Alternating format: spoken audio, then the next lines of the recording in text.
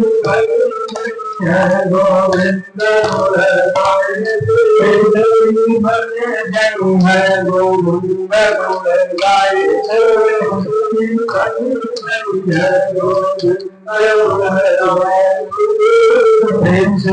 श्री राधा कृष्ण भगवान गोविंद माधव की। इन्हीं महाराज ध्रुव के ही वंशज में एक राजा होते जिनका नाम है राजा बेन। ध्रुव जी महाराज जितने ही धर्मात्मा थे, राजा बेन उतना ही क्रूर राजा होता, किसी धर्म कर्म को नहीं मानता। एक दिन की बात है कि कुछ ऋषि मुनि आते हैं, उनका अपमान कर देता है राजा बेन। ऋषि मुनि कुपित हो जाते हैं और तत्क्षण इसको श्राप दे देते हैं कि ऐसा राजा रहना ठीक नहीं है, जा तेरी मृत्यु हो जाए। तुरंत राजा बेन मर जाता है। राजा बेन मर गया, लेकिन जब मर गया तब ऋषि मुनियों को ज्ञात होता है कि जब राजा नहीं होगा तो प्रजा तो सबके सब राजा हो जाएंगे, सबके सब अपने मन के हो जाएंगे। तमाम उत्पात होने लगेगा, तमाम चोरी डकैती होने लगेगी, तमाम लूटपाट होने लगेगा। क्या किया जाए? तो इन लोगों ने क्या किया, कुछ दिन के लिए राजा बेन का जो पार्थिव शरीर था, एक बड़ा सा कड़ाहा मंगवाते हैं और उसी में तेल भर के उसी में इसका पार्थिव शरीर जो लाश था उसी में रख देते हैं और चले जाते हैं। कुछ दिन तक पड़ा रहा। उसके बाद एक दिन की बात है, सारे ऋषि मुनि आते हैं कहा, सरस्वती नदी के तट पर। वहां जो पहुंचे, एकदा मुनयस्ते तु सरस्वत्या लीलाप्लुता अहुत्वा दीन शतगधा चक्रुरूपविष्टा सरितटे। सरस्वती नदी में स्नान करते हैं और स्नान करने के बाद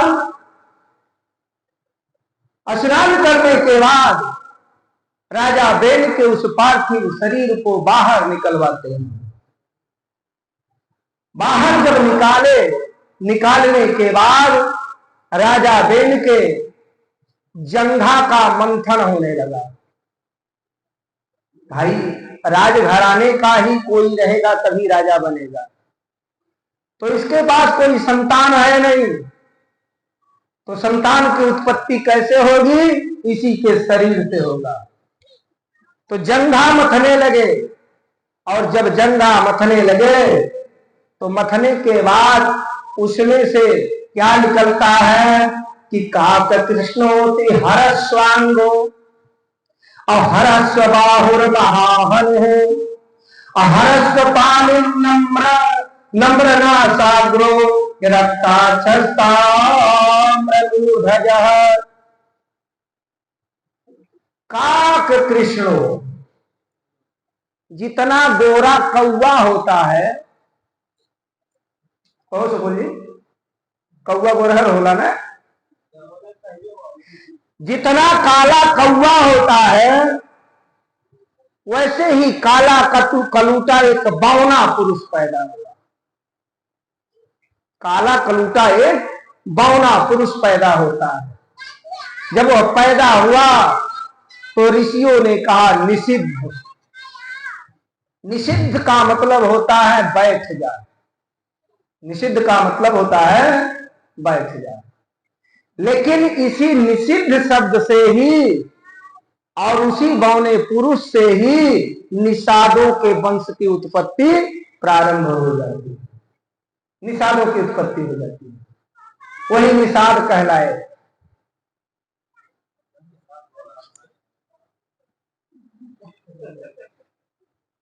अरे भाई, अभी मैं क्यों कहलाए मान लिया। प्रेम से बोलिए नारायण भगवान की जय। तो निषादों की उत्पत्ति होती है। तो ऋषि मुनियों ने कहा कि यह राजा बनने के योग्य नहीं है। अब इसके बाद क्या करते हैं, राजा बेन के दोनों भुजाओं का मंथन होता है। राजा बेन के दोनों भुजाओं का मंथन प्रारंभ होता है। जब दोनों भुजाओं का मंथन प्रारंभ हुआ, अथ तस्य पुनर्विप्रैर् पुत्रस्य महीपतेः बाहुभ्याम मध्यमानाभ्याम मिथुनम संपद्यत। जब दोनों बाहु का भुजाओं का जब मंथन हुआ तो दाहिने भुजा से एक पुरुष और बाएं भुजा से एक कन्या उत्पत्ति होती है। एक स्त्री और पुरुष का जोड़ा दोनों भुजाओं से प्राप्त होता है ऋषि मुनियों को। जो पुरुष है उसका नाम पृथु और जो स्त्री है उसका नाम है अर्ची। एक पृथु जो है भगवान के उसी 24 अवतार में से एक अवतार पृथु जी है। भगवान नारायण के ही अंशावतार है। और जो अर्ची है वह लक्ष्मी की अवतारी है। तो लक्ष्मी किसकी होगी, नारायण की। उसी क्षण ऋषि मुनि इन दोनों का विवाह कर देते हैं और राज्याभिषेक कर देते हैं। अब राजा कौन हो गए, महाराज पृथु। बड़े ही धर्मात्मा राजा हैं। धर्म कार्य, राज कार्य, हर चीज बड़ा ही अच्छे ढंग से चल रहा है। बड़े ही भगवत भक्त हैं। एक बार की बात है कि इन्हीं के शासन काल में यह जो पृथ्वी थी अन्नहीन हो गई।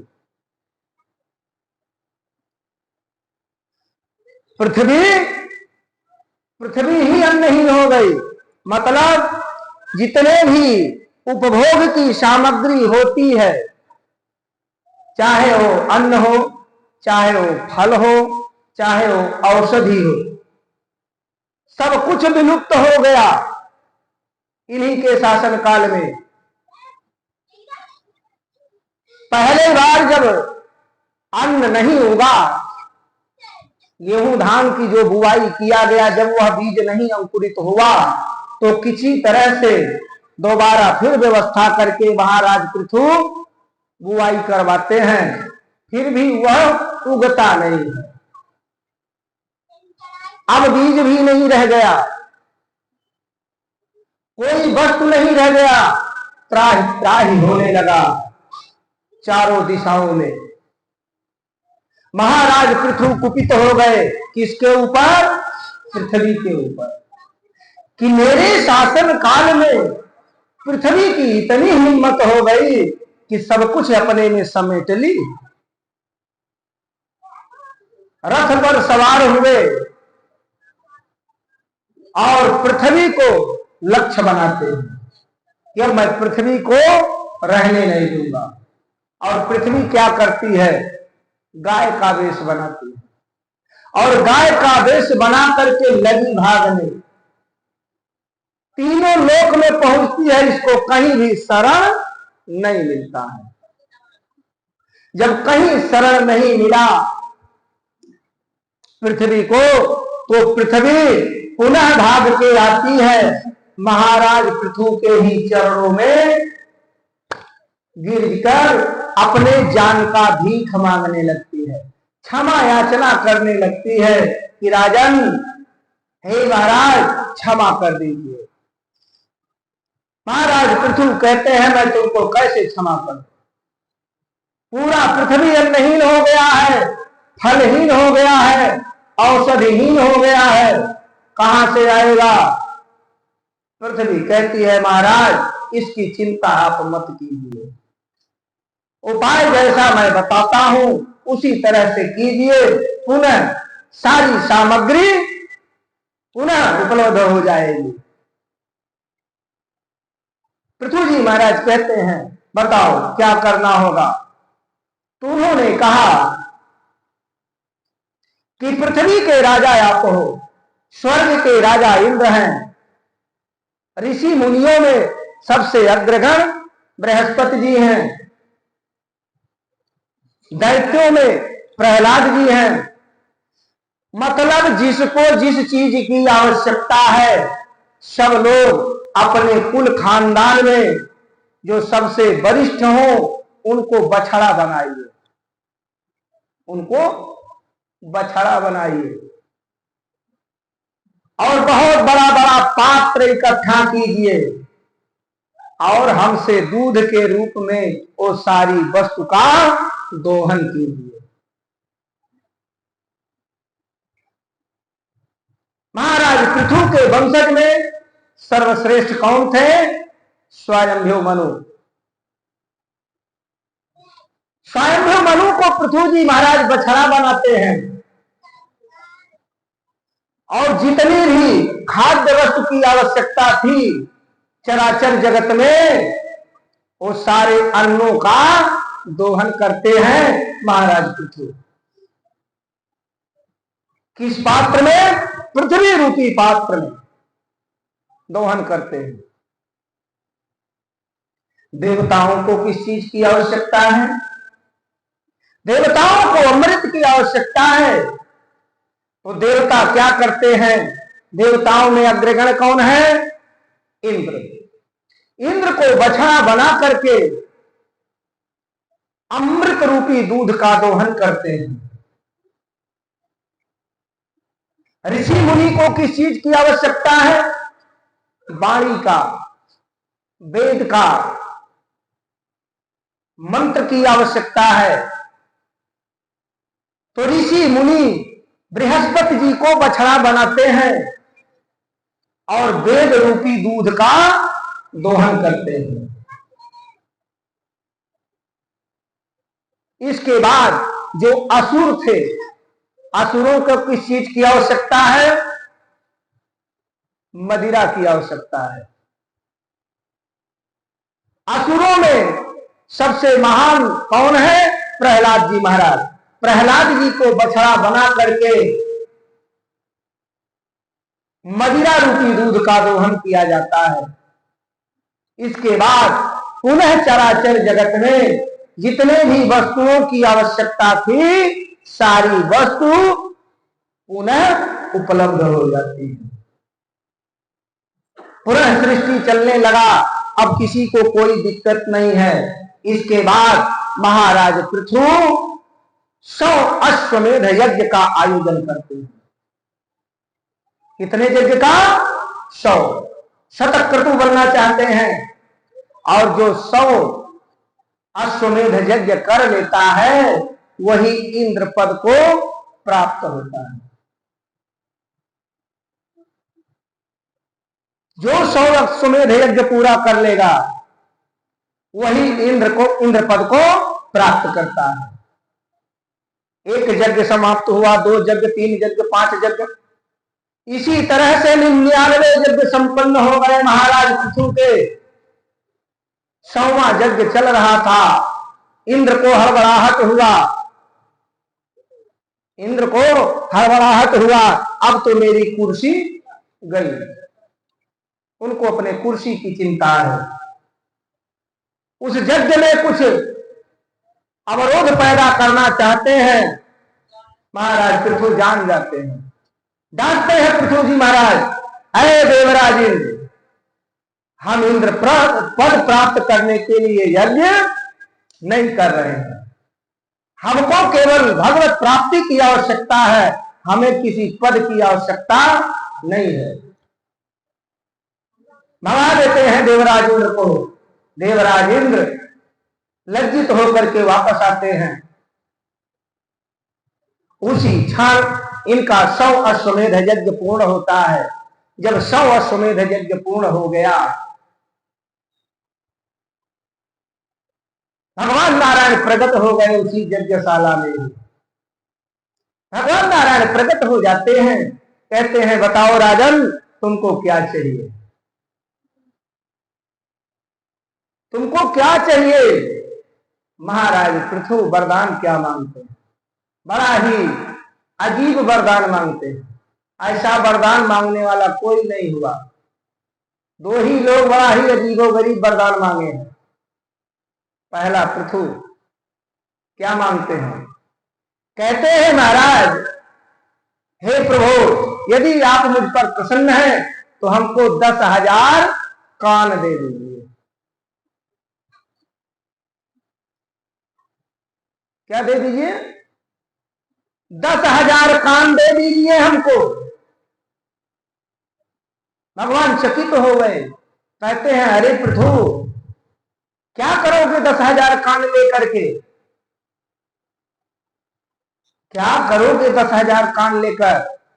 पृथु जी महाराज कहते हैं हे प्रभु, आपका गुणगान, आपका भजन, आपका नाम संकीर्तन सुनने के लिए यह 2 कान कम पड़ रहा है। अगर 10,000 कान हो जाएगा तो हम 10,000 कानों से आपका की कथा, आपका गुणगान, आपका भजन श्रवण करेंगे। भला बताइए ऐसा कोई वरदान मांगेगा? ऐसे ऐसे भगवत भक्त हुए। इसी तरह से जब भगवान द्वारिकाधीश को परम धाम जाना हुआ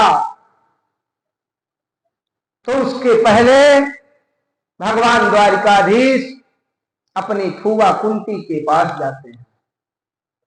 कहते हैं फूआ, अब तो मैं जा रहा हूं, कुछ तो मांग लो मुझसे। कुंती क्या मांगती है? आंचल फैलाती है, कहती है बेटा, यदि मुझको कुछ देना चाहता है तू तो मुझको दुख दे दे। अब बताइए कोई दुख मांगेगा?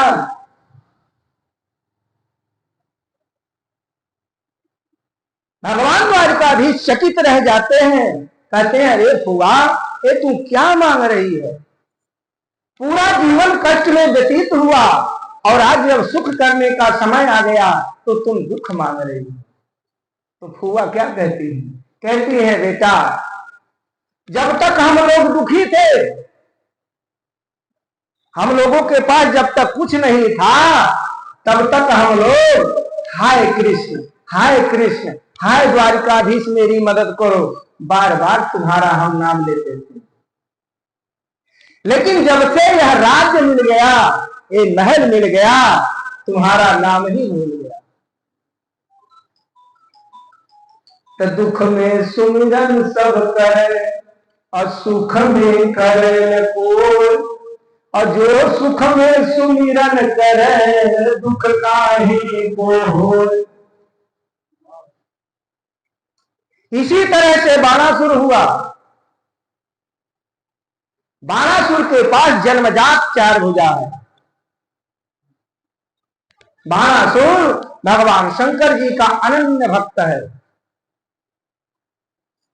साक्षात उनको पूजा, उनका पूजा करता है, बैठा करके पूजा करता है, इतना पूज लिया है। और जब भगवान शंकर जी खुश होकर के नाचते थे तो बाणासुर अपने चारों हाथों से बाजा बजाता था। और जब बाजा बजने की आवाज निकलती थी तो भगवान भोलेनाथ और सुंदर ढंग से नृत्य करते थे, भाव विभोर होकर के नृत्य करते थे। एक दिन की बात है, भोलेनाथ बाणासुर से कहते हैं, बाणासुर बड़ा सुंदर तू बाजा बजाता है, बहुत आनंद आता है। बाणासुर कहता है, लेकिन हे प्रभु, हमको नहीं आनंद आता है, हमको आनंद नहीं आता है। भोलेनाथ कहते हैं कि क्यों? आखिर तुमको क्यों नहीं आनंद आता है? बाणासुर ने कहा, प्रभु क्या बताऊं, 4 ही हाथ है हमारे पास, 4 ही तरह का मैं बाजा बजा पाता हूं। अगर मेरे पास और भुजाएं होती तो और तरह तरह का मैं बाजा बजाता। भगवान भोलेनाथ खुश हो जाते हैं और उसको सहस्त्रबाहु बना देते हैं। 1000 हाथ हो जाता है। अब 1000 हाथ से वह बाजा बजाता है जब भगवान नृत्य करते हैं। ऐसा वरदान कोई मांगेगा? नहीं मांगेगा। ऐसी ऐसी कथाएं हैं। महाराज पृथु तक ही उत्तानपाद के वंश की राजधर्म की कथा चलती है।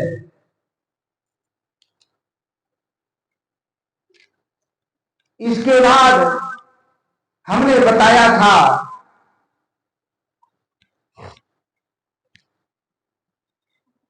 कि स्वयंभू मनु के पास दो पुत्र हुए। पहले सबसे बड़े हैं प्रियव्रत और दूसरे उत्तानपाद।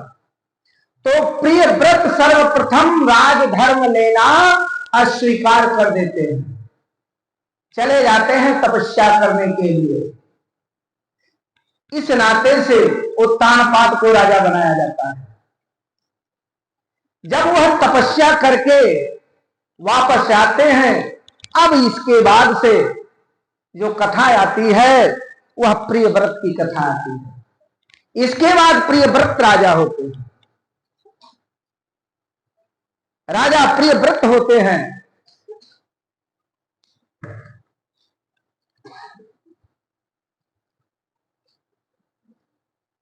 राजा प्रियव्रत के वहां जो तीन पुत्र बताए गए हैं, उनमें से एक का नाम है उत्तम, दूसरे का नाम तामस और तीसरे का नाम रैवत है। तीसरे का नाम रैवत है। ये सब राजा कब के हैं? सतयुग के राजा हैं। और यही रैवत हैं,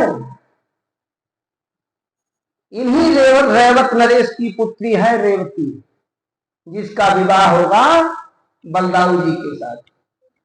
अब बताइए, सतयुग की कन्या है और विवाह कब होगा?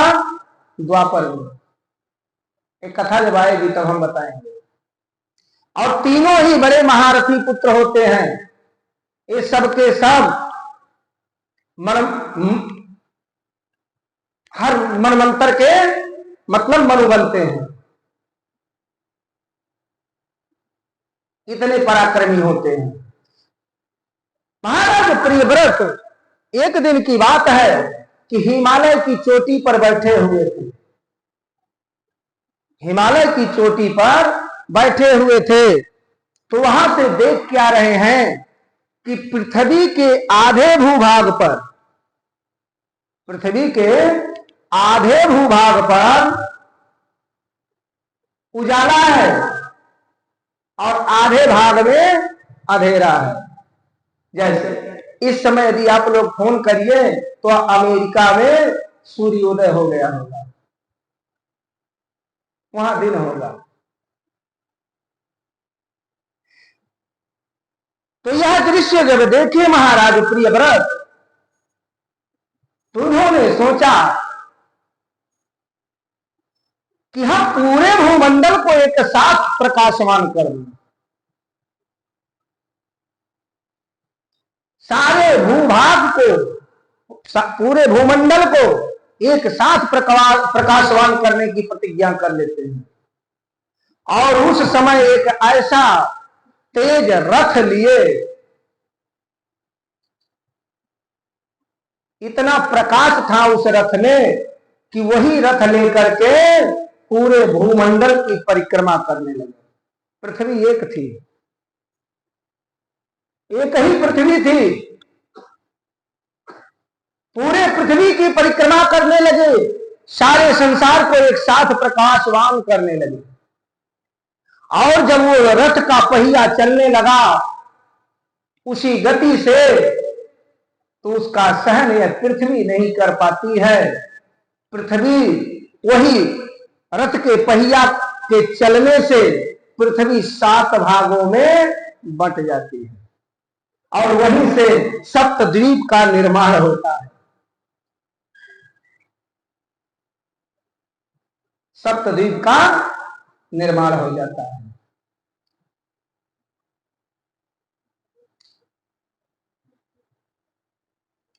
इस तरह से कथाएं चलती हैं। आगे की कथा जो है वो भरत जी महाराज का है। इन्हीं के वंश में भरत जी महाराज जन्म लेते हैं। भरत जी की जो कथा है वो बड़ा लंबा है, कम से कम 2.5-3 घंटा चलने वाला है। तो कथा में तब प्रवेश किया जाए कि जब कथा संपन्न हो जाए। तो कथा को विश्राम देते हुए भगवान की आरती करें, कथा अगले दिन पुनः होगी। प्रेम से बोलिए नारायण भगवान की जय, वृंदावन बिहारी लाल की जय, समय माता।